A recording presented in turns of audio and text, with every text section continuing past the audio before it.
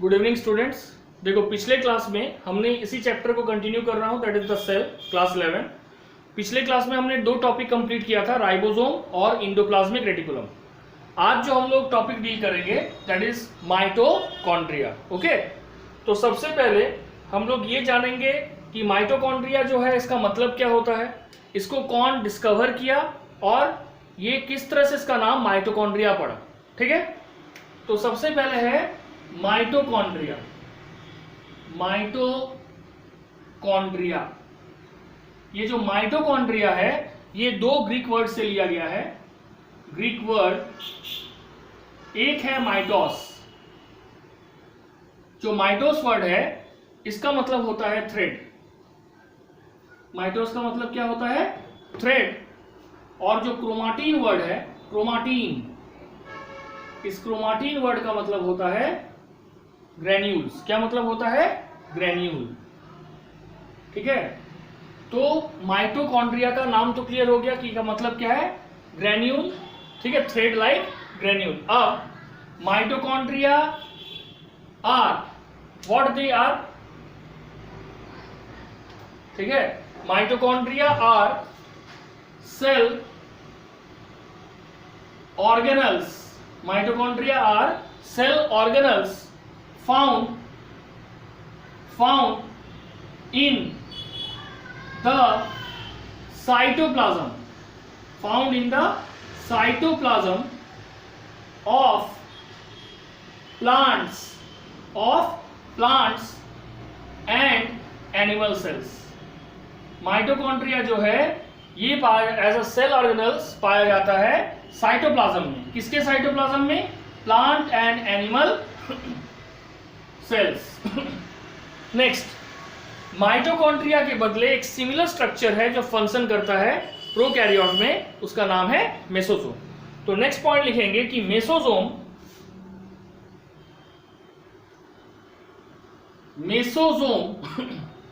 Of prokaryotes, mesosome of prokaryotes that is bacteria is analogous to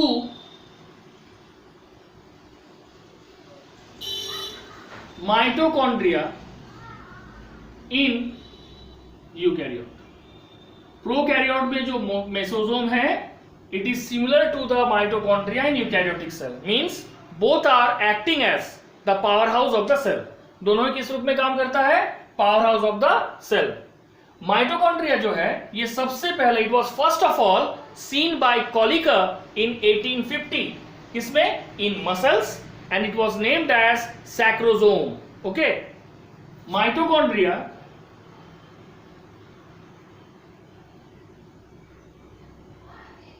was first of all seen by who? First of all seen mitochondria? Seen by Colliker. When it is seen? In 1850. Where it is seen? In muscles. Okay, first Colliker ने देखा 1850 में। किसमें देखा? Muscles में देखा। ठीक है, और उसने क्या नेम किया? he coined the name or he called them sacrosome।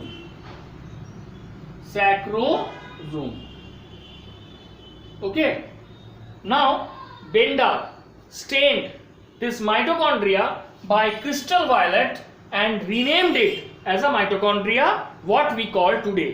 Benda when 1898 stained this organelle. तो उन्होंने इस ऑर्गेनल को स्टेन यानी कलर किया। ठीक है, किससे कलर किया? With crystal violet and named and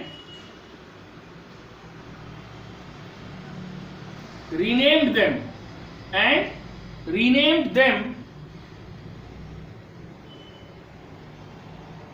mitochondria and renamed them mitochondria. Now Michaelis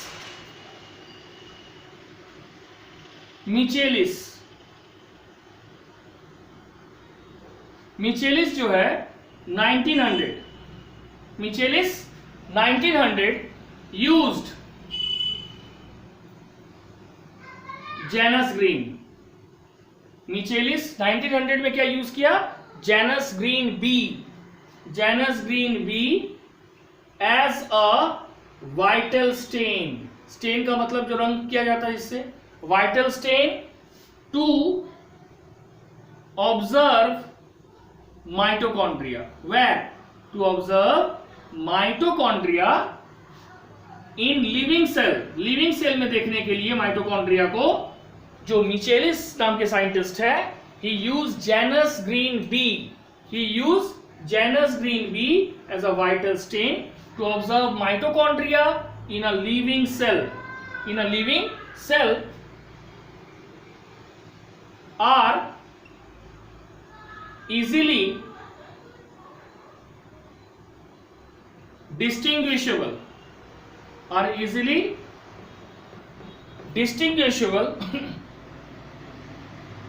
under light microscope. Are easily distinguishable under light microscope. But अगर हमको उसका but if we have to study the ultrastructure of mitochondria, then we have to take the help of electron microscope, and it is not possible by light microscope. तो लिखेंगे and ultrastructure of mitochondria can only be studied under electron microscope.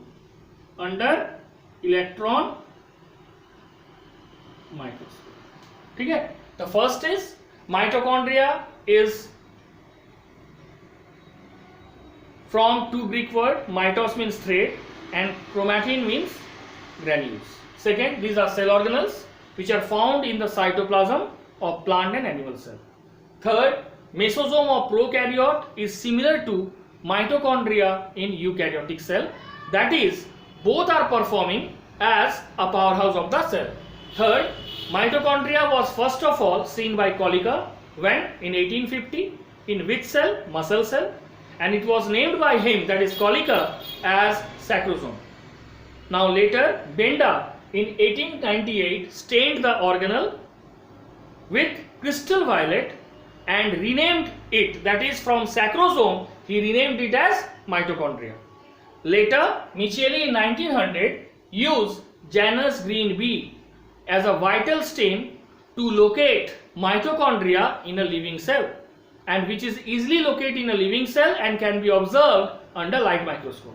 But if we want to study the ultrastructure of the mitochondria, what we want to study? The ultrastructure of mitochondria, then we have to use electron microscope. It cannot be studied under light microscope. Okay, so that's all is the introduction of mitochondria. यहां तक समझ आ गया सभी को? Yes, sir. ठीक है. अब हम लोग पढ़ेंगे नंबर.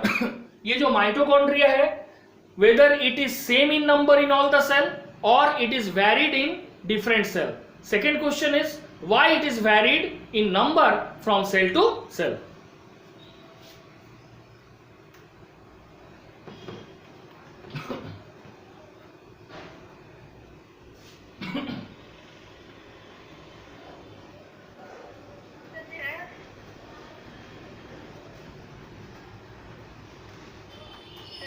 बोलो.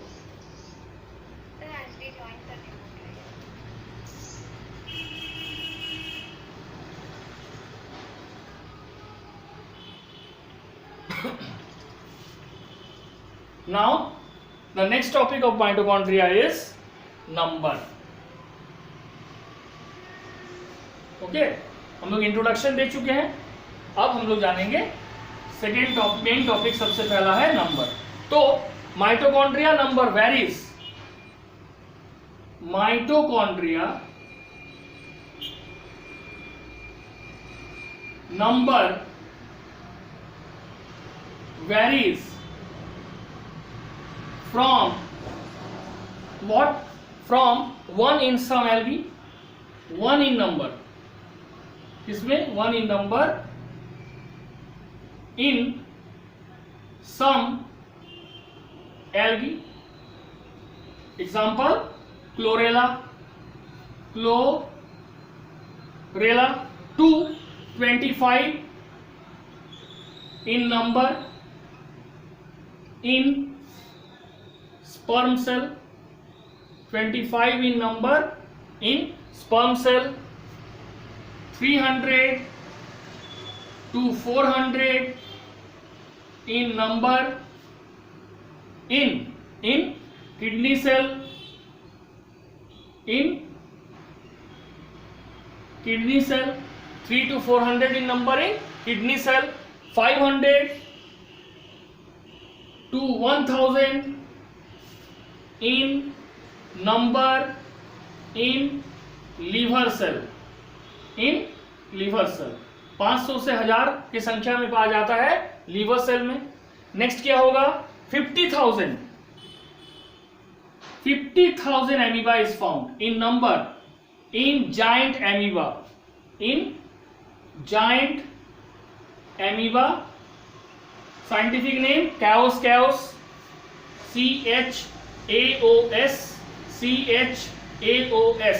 chaos. इसमें 50,000 पाया जाता है. ठीक है. Up to 5 lakh in flight muscle cell. Flight birds जो यूज करता है मसल सेल को उड़ने के लिए, फ्लाइट मसल सेल, उसमें 5 lakhs पाया जाता है माइटोकॉन्ड्रिया. तो ये हो गया माइटोकॉन्ड्रिया का नंबर. अब क्वेश्चन है कि what is the location of the mitochondria. Mitochondria जो किसी भी सेल में पाया जा रहा है, जैसे एल्गी में पाया जा रहा है, स्पर्म सेल में. क्या बोल रही है? इसका मतलब कैओस जो है जायंट एमीबा का नाम है. It is the name of a giant amoeba species. Amoeba species. Okay, अब तुमको समझ आया? सर हमको आप कब से ज्वाइन ही नहीं कर रहे थे. तो तुम क्यों नहीं पहले आके ज्वाइन करती है? बोलो, मेरा गलती है. अब हुआ ठीक? हाँ सर. अब देखो, नेक्स्ट है location.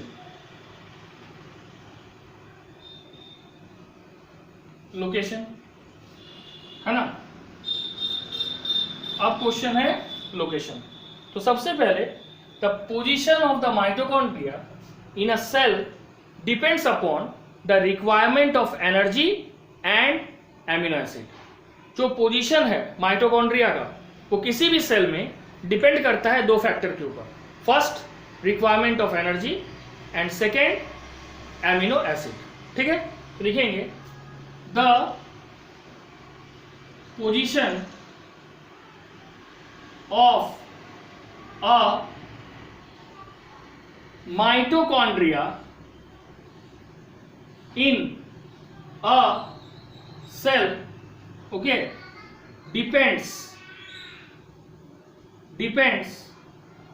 upon the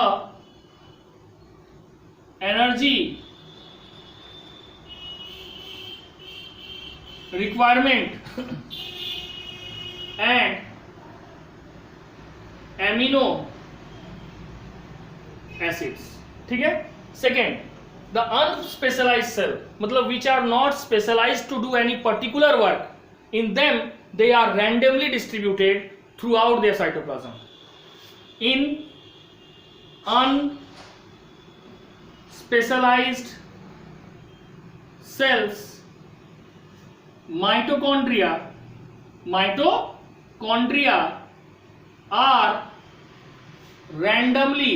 are randomly distributed throughout the cell, randomly distributed throughout the cells, ठीक है, अनस्पेशलाइज्ड सेल में. किसमें? अनस्पेशलाइज्ड सेल में. Next, in absorptive and secretory cells which secrete something, they lie in the peripheral cytoplasm. In absorptive and secretory cells they lie in the peripheral cytoplasm. Okay, means they are found in the peripheral portion of the cytoplasm. Now the question is, periphery का मतलब क्या होता है? कोना में, towards the end of the cell, that is called peripheral cytoplasm. Where it is found? Absorptive and secretory cells. Okay, next, during nuclear division, okay, during nuclear division, this mitochondria come to lie around the spindle. During nuclear division,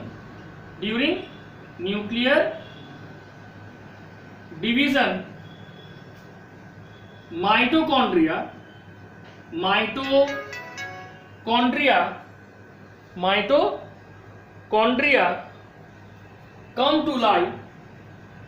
come to lie. Where they come to lie? They come to lie around the spindle.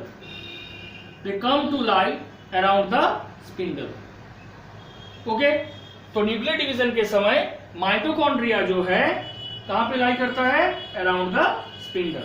And finally in muscle fibre they occur in the region of light band. Okay, in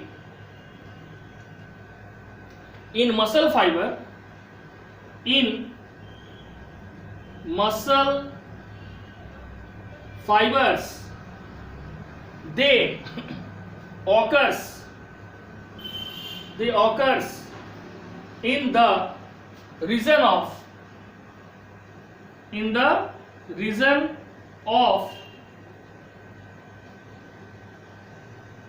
light bands. They occur in the region of light bands between the contractile elements. ठीक है, light bands के बीच में पाया जाता है. क्या?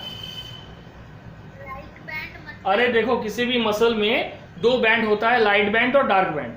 Light band और dark band जो है they are called myofilaments. Light band में तुम्हारा मायोसिन प्रोटीन होता है, जबकि डार्क बैंड जो है, ठीक है, उसमें तुम्हारा एक्टिन प्रोटीन. तो ये दोनों जो प्रोटीन है ये आपस में जब क्रॉस ब्रिज बनाता है तब जाके एक बनाता है एक्टोमायोसिन. और जब तक एक्टोमायोसिन नहीं बनेगा हमारा मसल कॉन्ट्रैक्ट नहीं करेगा. समझ गए? हाँ, तो मसल जो हम जो लाइट बैंड्स बोले ना, देखो लाइट बैंड हो या डार्क बैंड हो, किसी भी मसल में, मसल जो है वो बहुत सारे मसल फाइबर का बना हुआ है और मसल फाइबर का यूनिट्स होता है मायोफिलामेंट्स. ये मायोफिलामेंट्स दो तरह का होता है, थिक और थिन. समझ गई? ठीक है, और उसी के अंदर में आया लाइट बैंड और डार्क बैंड. ठीक है, अब इसके बाद हम लोग पढ़ेंगे शेप एंड साइज. ठीक है, देखो माइटोकॉन्ड्रिया जो है ये बेसिकली डिफरेंट शेप और साइज का होता है, जैसे कि ग्रैन्युलर, फिब्रिलर, ठीक है, स्फेरिकल, ओवल या discoidal. Granular, fibrillar, spherical, oval या डिस्कॉइडल. जो एवरेज साइज होता है माइटोकॉन्ड्रिया का, it is 2 to 6 mu m in length and 0.5 mu m in diameter. ठीक है, टिपिकली जो माइटोकॉन्ड्रिया का शेप है इट इज सिलिंड्रिकल और sausage shape which has a diameter of 0.2 to 1 mm. जो टिपिकल जो माइटोकॉन्ड्रिया बुक पे बना हुआ होता है it is basically sausage shaped और सिलिंड्रिकली शेप. ठीक है, तो हम लोग नेक्स्ट पढ़ेंगे what shape and size of mitochondria.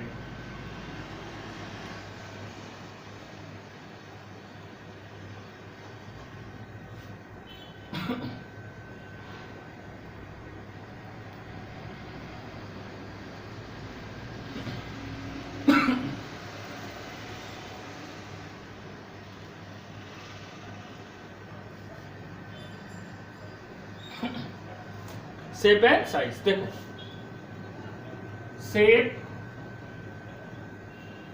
And size, shape and size. commonly mitochondria are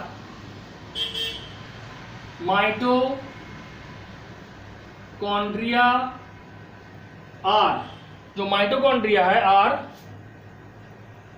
varying in shape considerably, it varies in shape considerably, ठीक है। दैट इज क्या होगा, कंसिडरेबली, दैट इज इसका क्या क्या शेप होता है। सबसे पहला शेप क्या बोले, granular, second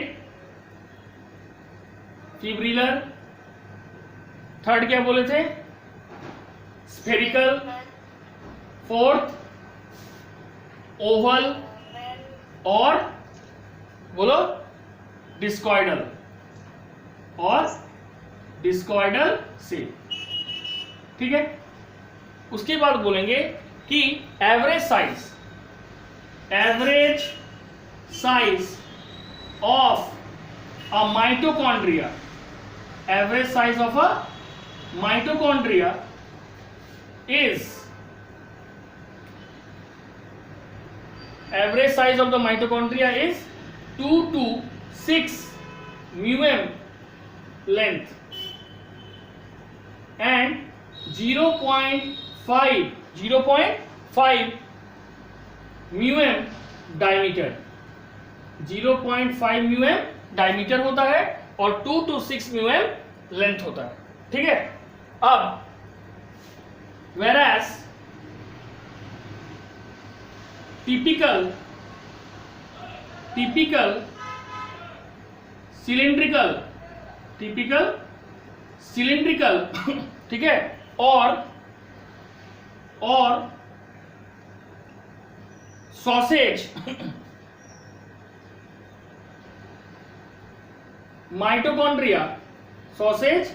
mitochondria has a diameter of about, लेकिन जो माइटोकॉन्ड्रिया का शेप सिलिंड्रिकल या सॉसेज शेप्ड होता है उसका डायमीटर होता है about 0.2 to 1 μm, 0.2 to 1 μm, ठीक है।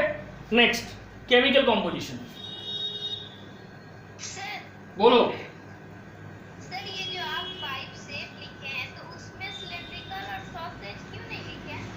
देखो पहले हम लिखे इसका वैरायटी क्या क्या होता है, कितना शेप होता है, लेकिन मोस्ट कॉमनली जो हम लोग को टिपिकल माइटोकॉन्ड्रिया मिलता है देखने में सेल में, जो उसका हम लोग डायग्राम भी रेफरेंस बुक में पाया जाता है या एनसीईआरटी में, वो बेसिकली सॉसेज ही बना हुआ रहता है बुक में और कभी कभार सिलिंड्रिकल होता है।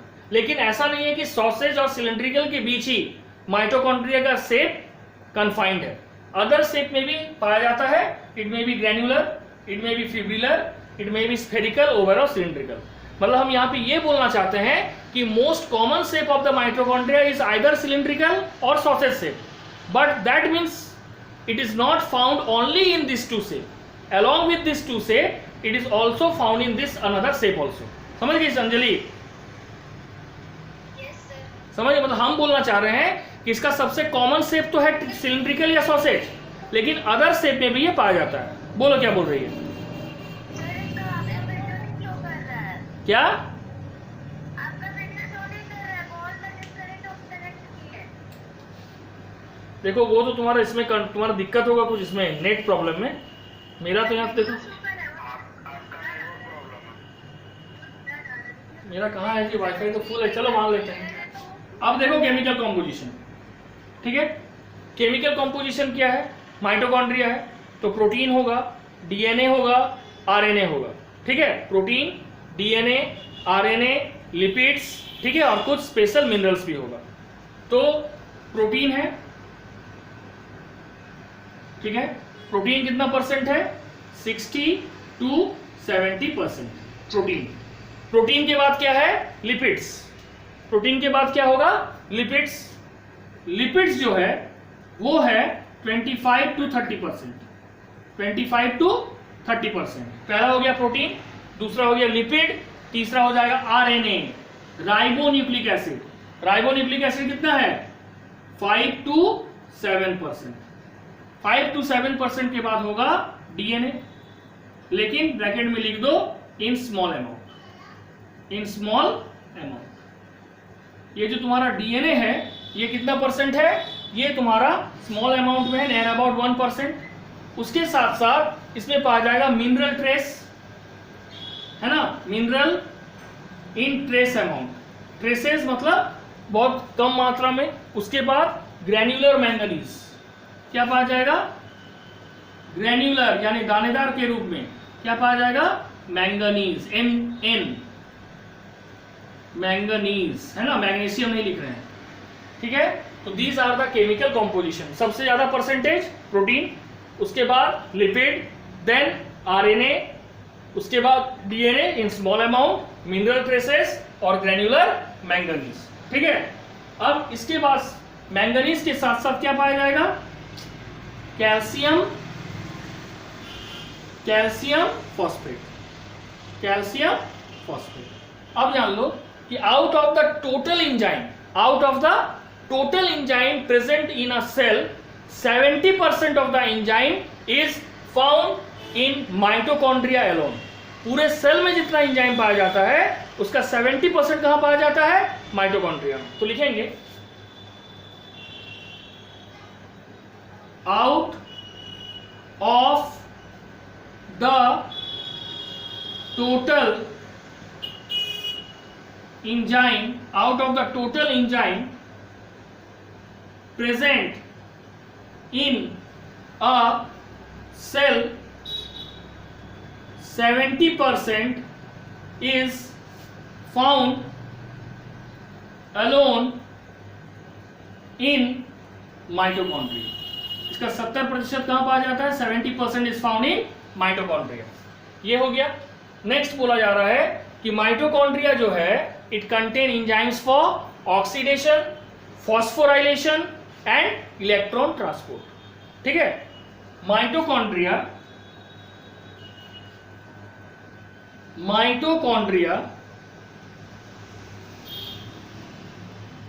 Contain enzymes for mitochondria contain enzymes for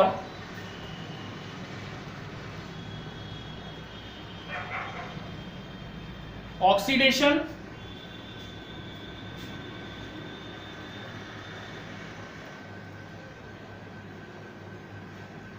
phosphorylation, electron transport, ठीक है। Mitochondria contain enzyme for oxidation, reaction, phosphorylation and electron transport system. ये माइटोकॉन्ड्रिया का केमिकल कंपोजिशन के साथ दो बेसिक फंक्शन हो गया, ठीक है। यहां तक कोई क्वेश्चन है तो बोलो। Phosphorylation means production of assimilatory power like ATP and NADPH, which is responsible for photosynthesis, that is light reaction and dark reaction। समझ गए? ठीक है। फॉस्फोराइलेशन में एसिमिलेटरी पावर बनता है। एसिमिलेटरी पावर मतलब जैसे ATP और NADPH, ठीक है। अब हम लोग इसके बाद नेक्स्ट पढ़ेंगे ultra structure of mitochondria. Mitochondria में दो मेम्ब्रेन और दो चेंबर होता है, outer membrane, inner membrane, outer chamber और इनर चेंबर।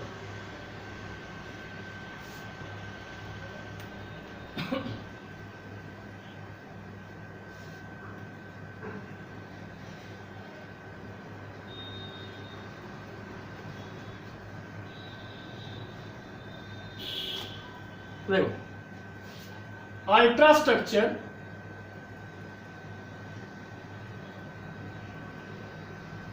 of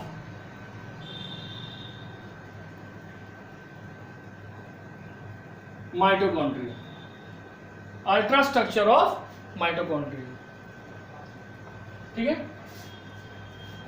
सबसे पहले हम ये लिखेंगे कि जो माइटोकॉन्ड्रिया है it consist of 2 membrane and 2 chamber. Mitochondria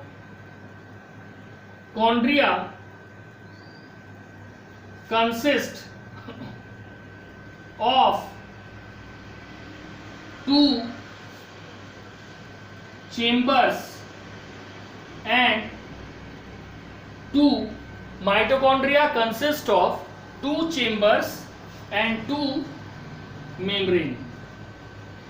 ठीक है, 2 चेम्बर और 2 मेम्ब्रेन है, that is outer and inner.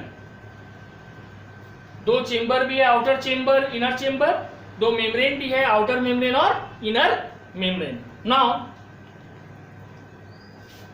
these 2 membrane forming the envelope, forming these लिखो, the 2 membrane forming the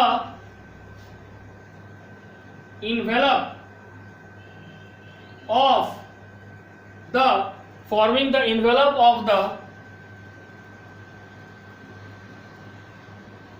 mitochondria having a thickness of दोनों membrane का thickness कितना होगा 60 to 75 angstrom. Having a thickness of क्या होगा 60 to 75 angstrom, मतलब दोनों membrane का थिकनेस होगा 60 to 75 एंगस्ट्रॉम। अब हम लोग सबसे पहले लिखेंगे आउटर मेम्ब्रेन। जानेंगे क्या, जानेंगे आउटर मेम्ब्रेन के बारे में। आउटर मेम्ब्रेन, तो सबसे पहले आउटर मेम्ब्रेन क्या होता है, ये स्मूथ होगा और परमिएबल होगा to number of metabolites.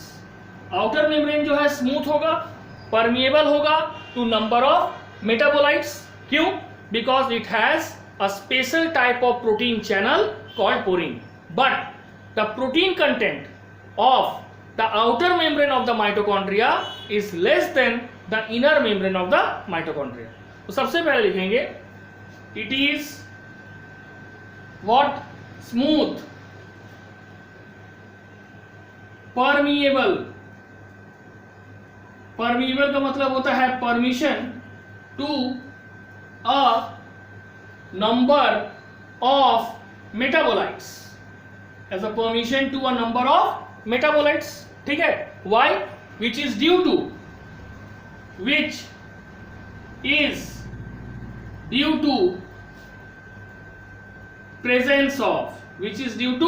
presence of a protein channel, और इस प्रोटीन चैनल का नाम क्या है, पोरीन।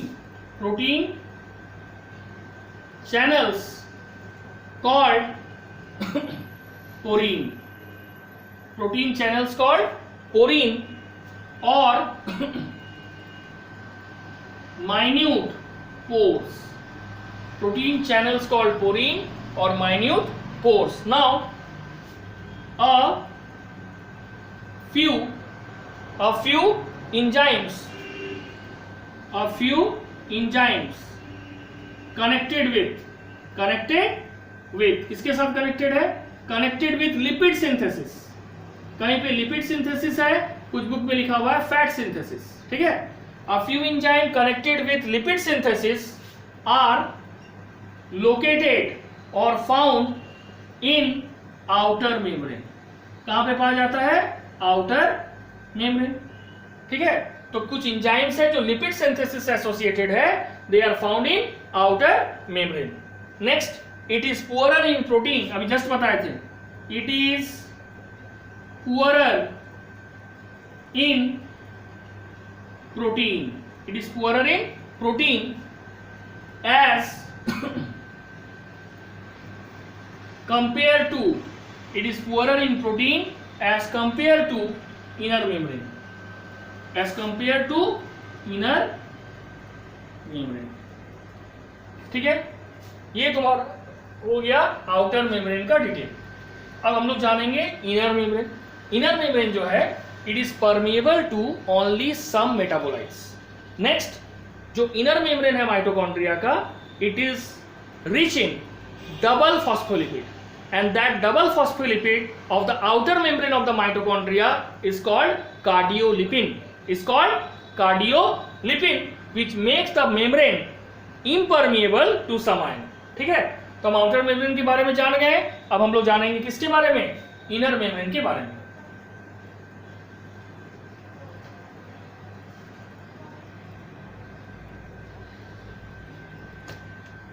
Inner membrane, inner membrane,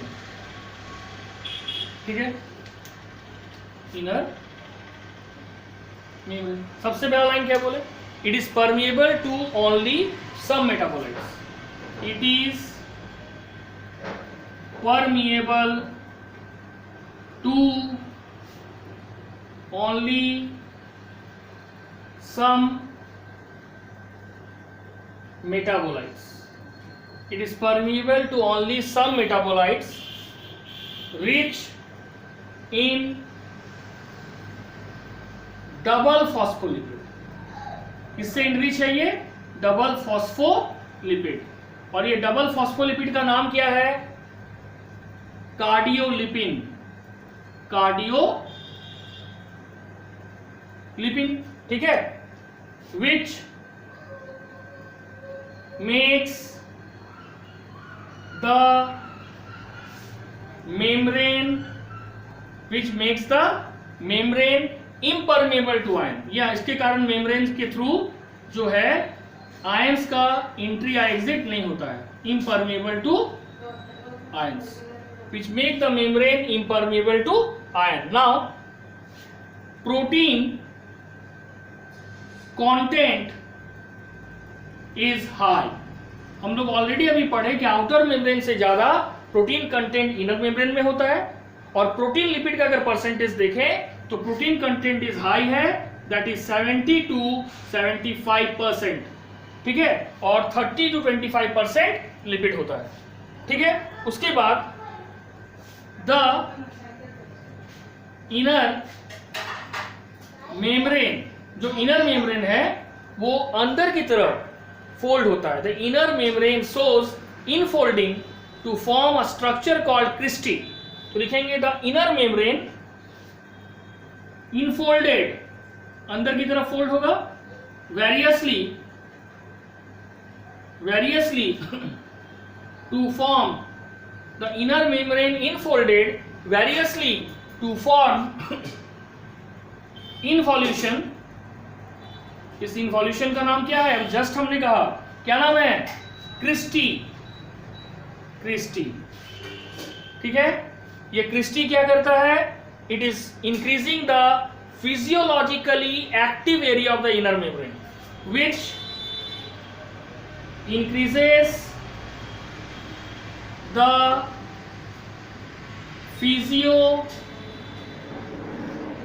physiologically active space और एरिया ऑफ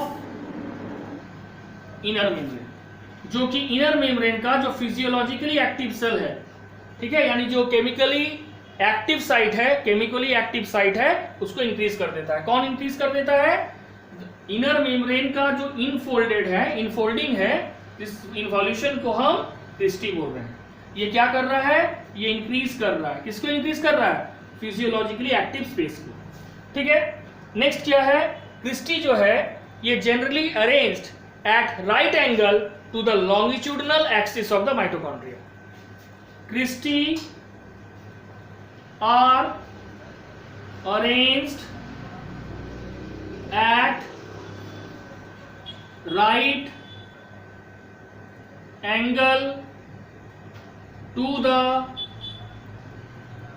longitudinal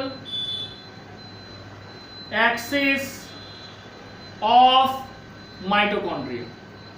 ये जो है longitudinal axis of mitochondria से राइट एंगल में क्रिस्टी का अरेंजमेंट होता है, ठीक है। नेक्स्ट, बोला जा रहा है कि ये जो क्रिस्टी है, these are tubular in structure in most plant cell और plate like in most animal cell. These are tubular in most plant cells or plate-like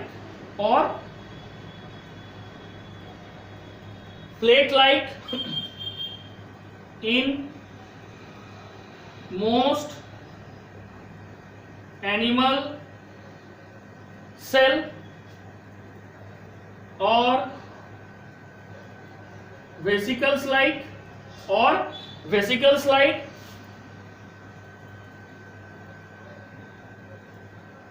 ठीक है. इसमें होगा यूग्लिना में. यूग्लिना क्या है? फोटोसिंथेटिक प्रोटिस्टा, जो क्लास में आएगा यूग्लिनॉइड्स का. ठीक है. तो ये क्रिस्टी का सेप प्लांट सेल में ट्यूब्यूलर है, एनिमल सेल में प्लेट लाइक है, और वेसिकल्स जैसा यानी स्फेरिकल या ओवॉइडल सैक जैसा है इसमें यूग्लिना में. ठीक है. यहां तक समझ आ गया? कोई दिक्कत है तो पूछो. Any problem? बोलो किरण. हाँ बोलो. क्या? हाँ, ये क्रिस्टी का शेप है. ठीक है. ये इनर मेम्ब्रेन या आउटर मेम्ब्रेन का शेप नहीं है, ना ही माइटोकॉन्ड्रिया का है. ये क्रिस्टी का शेप है. देखो, कहीं पे क्रिस्टी अगर ऐसा रहा तो ट्यूब्यूलर हो गया, कहीं पे क्रिस्टी अगर इस तरह से रहा तो ये प्लेट लाइक हो गया, कहीं पे क्रिस्टी अगर ऐसा हो गया तो ये वेसिकल्स लाइक हो गया. समझ आया? और कुछ पूछना है? बोलो यहां तक में. किसी को भी? अंकित, इरशाद, रिया, किरण, किसी को भी? तुबा?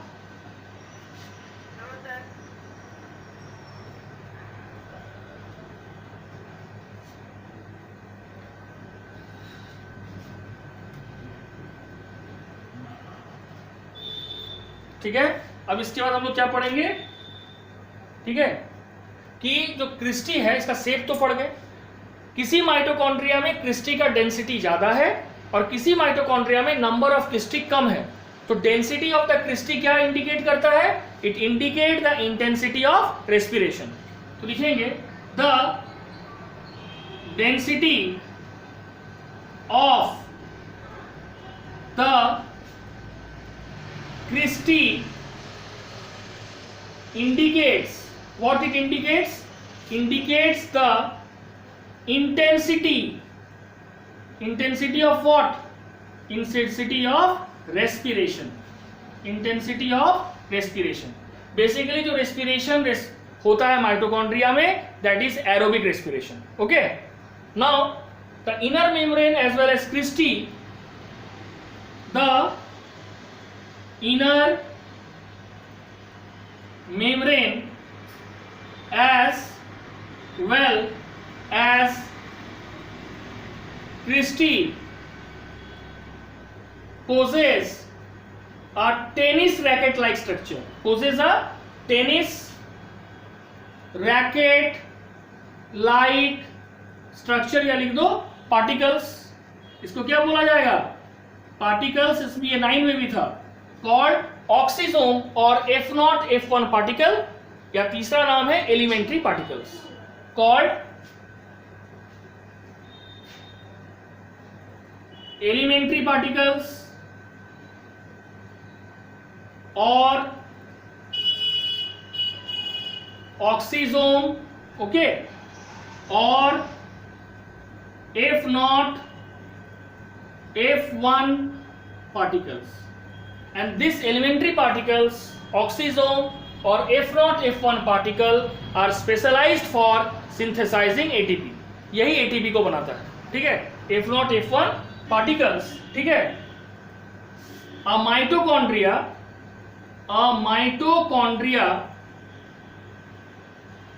contain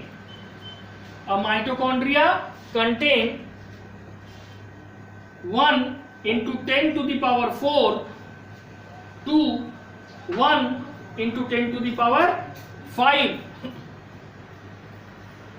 elementary पार्टिकल्स, ये पार्टिकल्स का शॉर्ट फॉर्म है PTCLS, ठीक है। एक माइटोकॉन्ड्रिया में 1 × 10⁴ to 1 × 10⁵ एलिमेंट्री पार्टिकल्स है।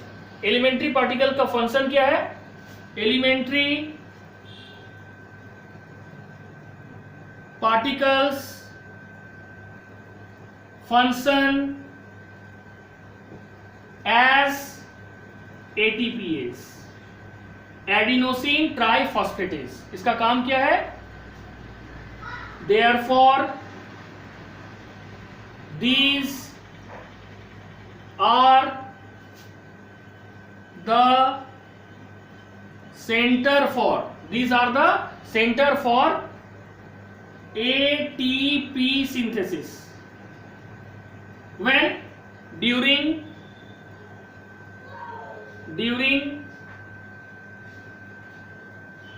oxidative phosphorylation,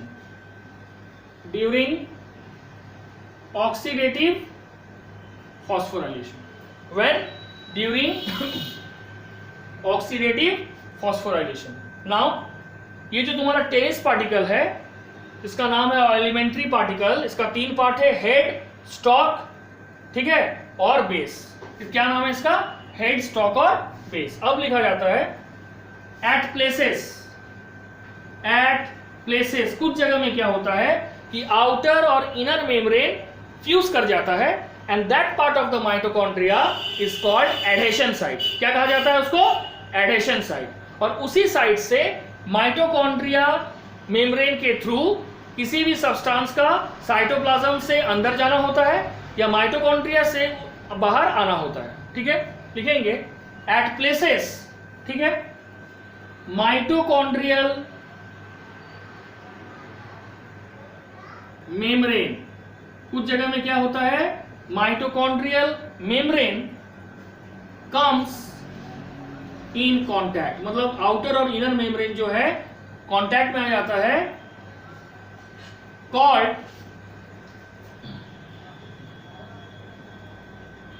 adhesive site, called adhesive sites which are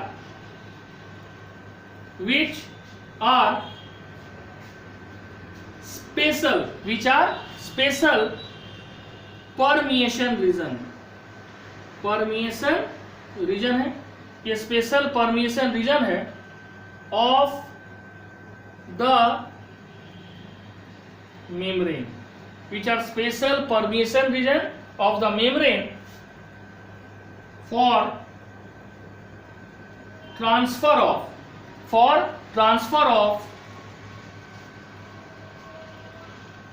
materials from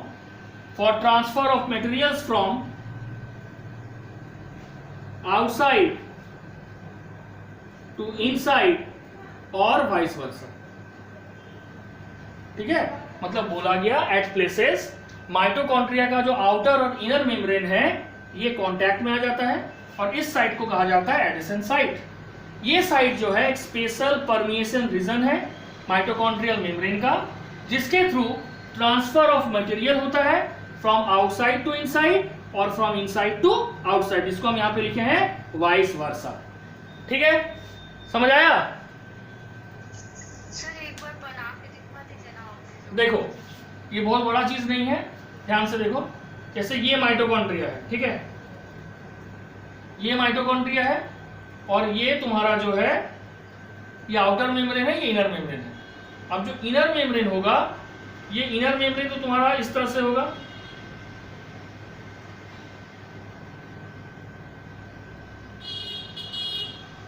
ठीक है।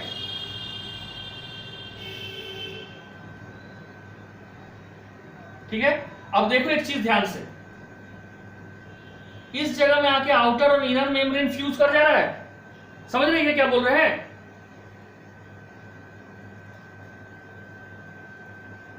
क्या बोल रहे हैं, समझ आ रहा है? तो इस जगह को कहा जाता है एडहेसिव साइट। तो जहां पे आउटर और इनर मेम्ब्रेन, जैसे मान लो मेरा ये उंगली 2 मेम्ब्रेन है, अब ये दोनों जहां पे फ्यूज कर गया, इस रीजन को कहा गया एडहेसिव साइट। और इस एडहेसिव साइट्स के मदद से माइटोकॉन्ड्रिया से कोई भी मटेरियल साइटोप्लाज्म में जाएगा या साइटोप्लाज्म से कोई भी मटेरियल माइटोकॉन्ड्रिया के अंदर आएगा। अब समझ आया मेरा बात?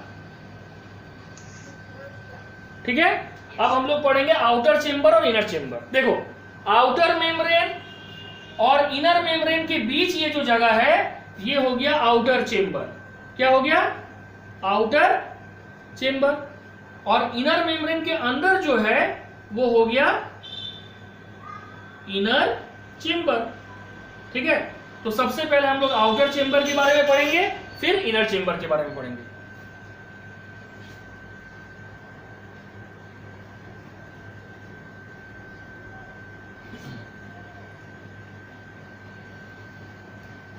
ठीक है, ये जो हम फोल्ड बना रहे हैं क्या है? ये क्रिस्टी है।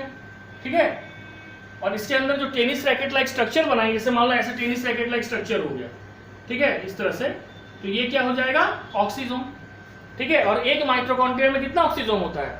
1 × 10⁴ to 1 × 10⁵ और सभी ऑक्सीजोम का कैपेसिटी एटीपीएस एक्टिविटी का होता है, that is they are able to synthesise ATP. ATP है तभी माइटोकॉन्ड्रिया को power house of the cell कहा जाता है, क्योंकि एटीपी का दूसरा नाम क्या है? Energy currency. ठीक है, अब हम लोग लिखेंगे आउटर चेंबर। Outer chamber. ठीक है, तो सबसे पहले आउटर चेंबर क्या है ना? The chamber is the space, this chamber, this chamber is the space between outer and inner chamber। Outer और इनर चेंबर के बीच, ठीक है, सॉरी, आउटर और इनर मेम्ब्रेन के बीच जो स्पेस है उसको आउटर चेंबर कहा जाता है। नेक्स्ट, ठीक है, it is 60 to 100 angstrom wide. ये 60 से 100 एंगस्ट्रॉम वाइड है। थर्ड, इट एक्सटेंड्स into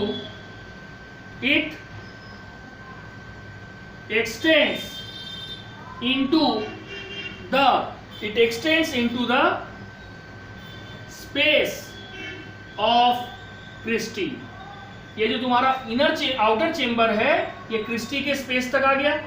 ठीक है, तो वही लिखे हैं, इसका फैलाव कहां तक है, इसका एक्सटेंशन कहां तक है? Into the space of Christie.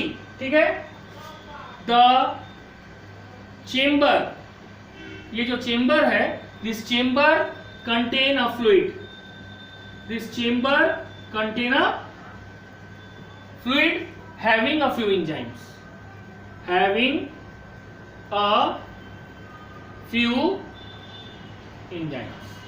इस चेंबर में कुछ फ्लूइड है, इसमें कुछ एंजाइम्स है।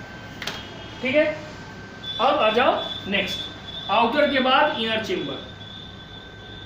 इनर चेंबर, तो इनर चेंबर क्या है? It is located inside the inner envelope. ये इनर इन्वेलप है, देखो ये है outer membrane,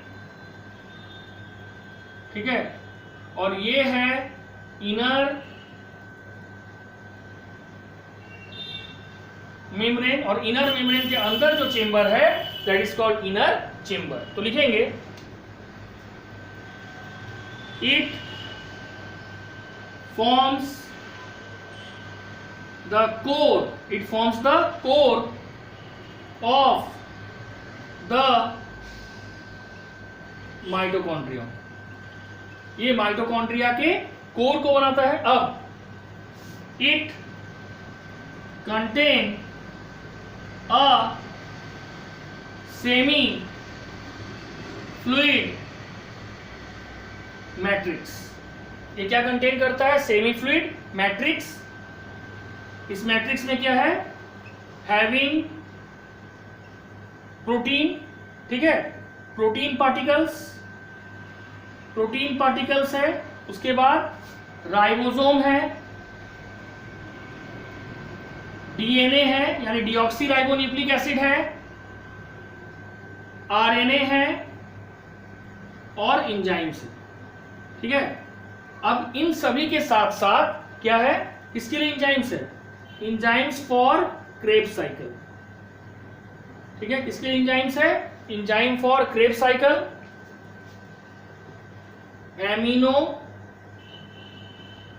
amino acid synthesis है, amino acid synthesis, fatty acid metabolism, fatty acid metabolism, crystals of calcium phosphate, calcium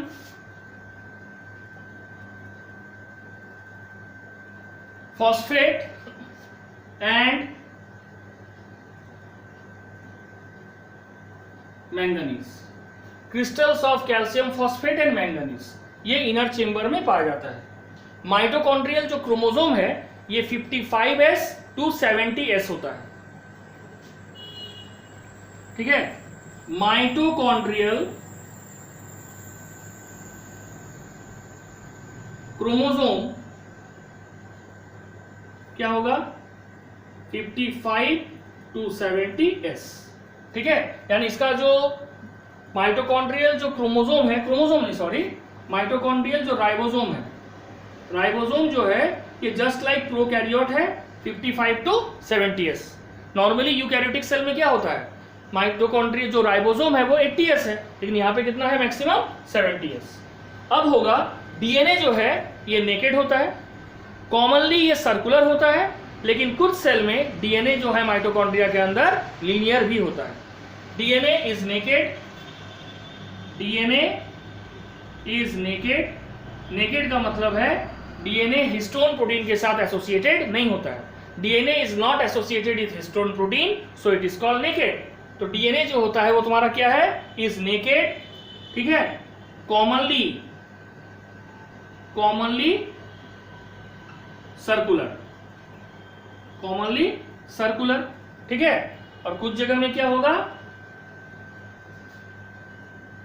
sometime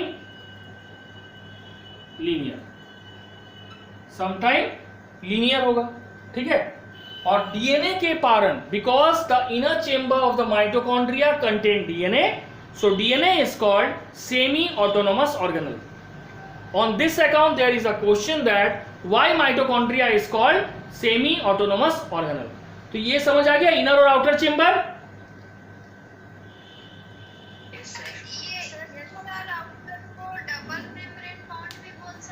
एकदम, इसलिए कि उसमें आउटर और इनर चेंबर होता है तो डबल मेम्ब्रेन तो बोलेंगे ही, ठीक है।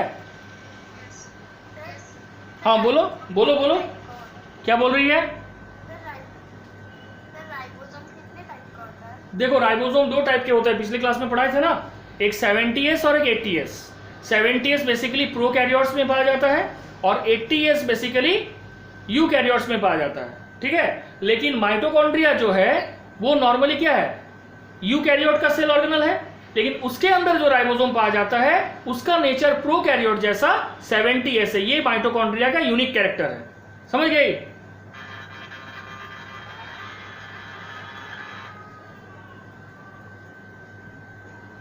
ठीक है। अब देखो सर तो यहाँ पे जो 55s है ना, सर तो वो फिर 55s मतलब उसका सेडिमेंटेशन हुआ है, समझ गए? वो मैक्सिमम कहां तक जाएगा? 70s तक, ठीक है, समझी? यस ठीक है।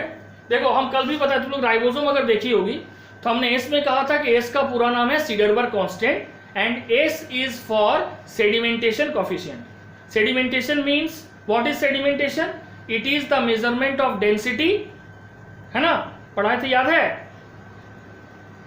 Yes sir. ठीक है। अब हम लोग पढ़ेंगे, क्वेश्चन आता है कि माइटोकॉन्ड्रिया को सेमी ऑटोनोमस ऑर्गेनल क्यों कहा जाता है?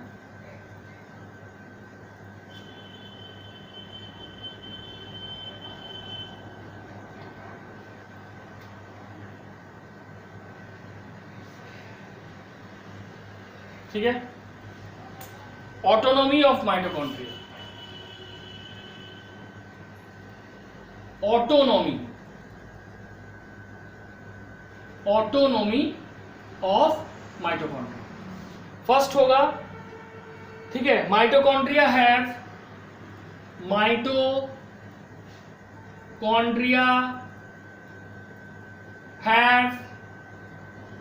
their own DNA. Mitochondria have their own DNA, ठीक है, which can replicate independently.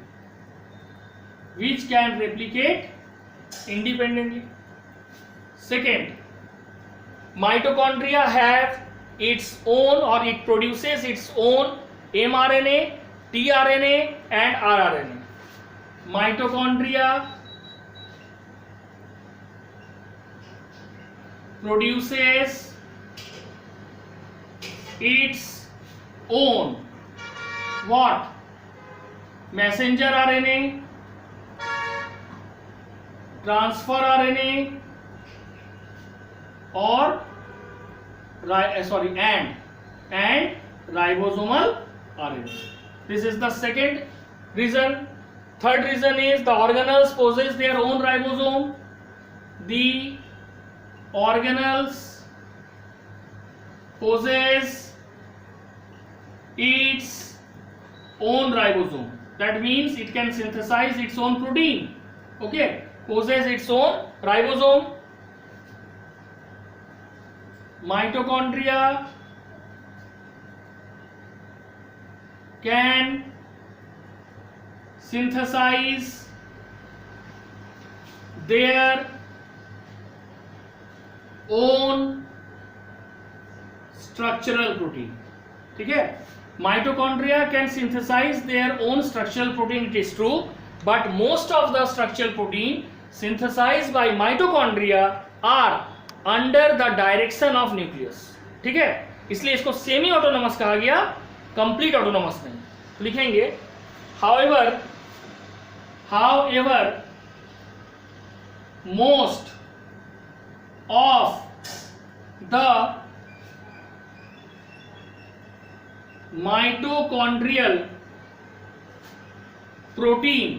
most of the mitochondrial protein are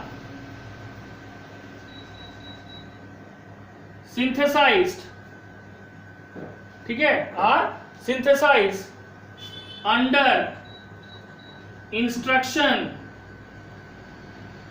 from nucleus of the cell, इसलिए न्यूक्लियस को मास्टर ऑफ द सेल कहा जाता है।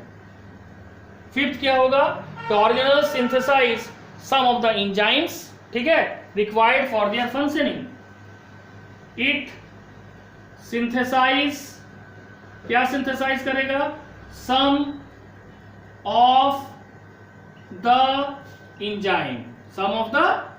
enzyme required for it synthesize some of the enzyme required for its functioning.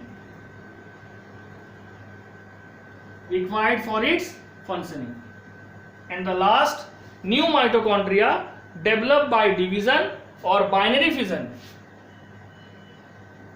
New mitochondria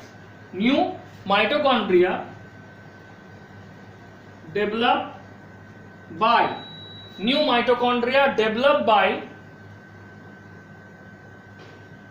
division, ठीक है, developed by division or binary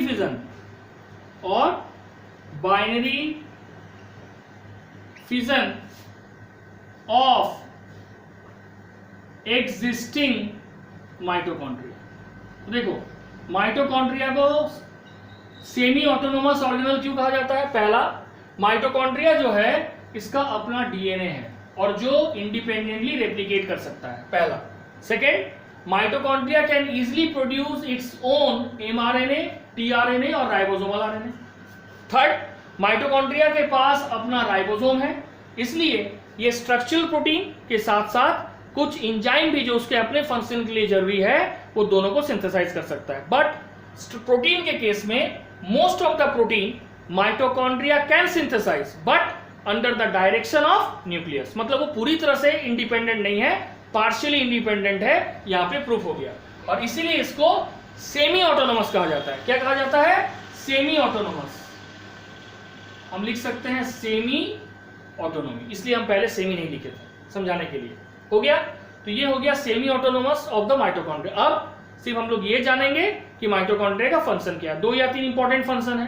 पहला important function हम लोग 8th क्लास से पढ़ते आ रहे हैं, it is called power house of the cell. ठीक है,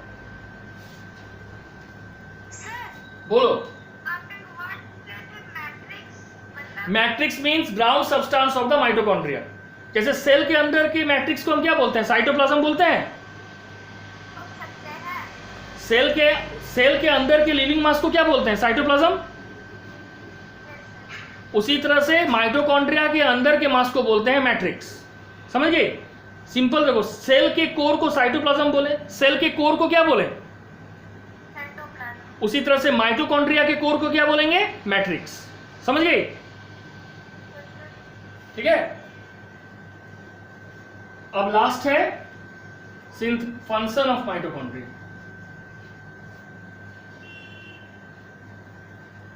ठीक है, फंक्शन क्या है? Function of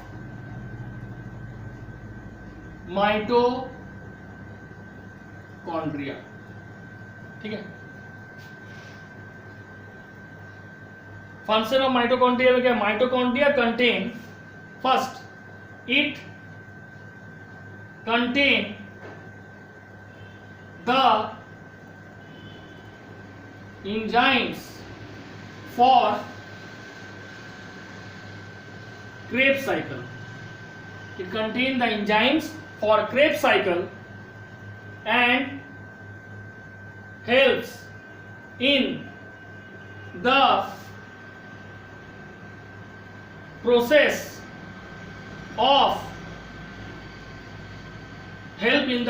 of oxidation. Now these release a lot of energy. ये रिलीज करता है lot of energy। किस फॉर्म में? in the form of ATP। ये रिलीज करता है energy in the form of ATP which is utilized for various function, which is utilized for various function। इसलिए commonly, ठीक है, इसलिए these are commonly known as powerhouse of the cell, powerhouse of the cell। Second क्या है? It form the middle piece of the sperm. ठीक है, sperm में क्या पार्ट होता है? हेड, नेक, मिडिल पीस और टेल। तो मिडिल पीस जो है, it contain mitochondria and which helps in providing energy during the movement of the sperm. तो लिखेंगे this means mitochondria form the middle piece of sperm। कब? in the process of sperm maturation। in the process of sperm maturation। ये second हो गया। Third, it produce or it provide an important intermediate for the synthesis of several biochemicals। It provide a important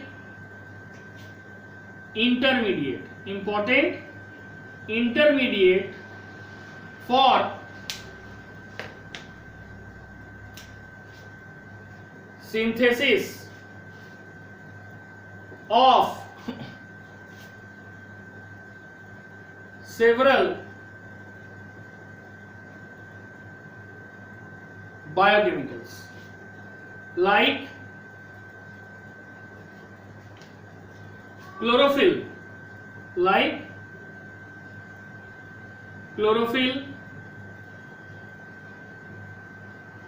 cytochrome,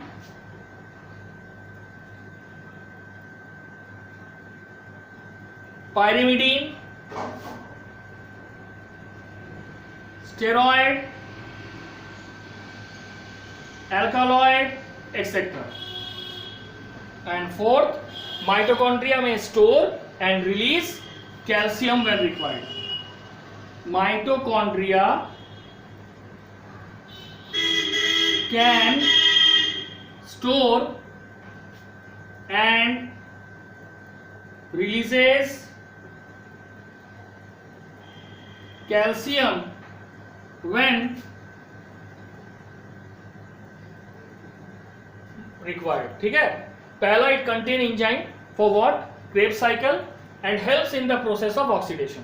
Next, the release of lot of energy in the form of ATP which is utilized for various reaction. Second, ये sperm के middle piece को बनाता है which is important for the movement of sperm because this middle piece contain mitochondria which provide energy to it during the movement. Third, ये बहुत ही important intermediate provide करता है कुछ सिंथेसिस के लिए बायोमोलिक्यूल्स का, जैसे कि क्लोरोफिल, साइटोक्रोम, पायरिमिडीन, स्टेरॉइड और अल्कलॉइड। प्लस ये स्टोर भी करता है और रिलीज भी करता है किसको? कैल्शियम को मसल सेल में व्हेन रिक्वायर्ड। ठीक है, तो these are the function of mitochondria. समझ आ गया? ठीक है, तो यहीं तक है माइटोकॉन्ड्रिया। हम लोग परसों पढ़ेंगे chloroplast. That's all for today. Thank you.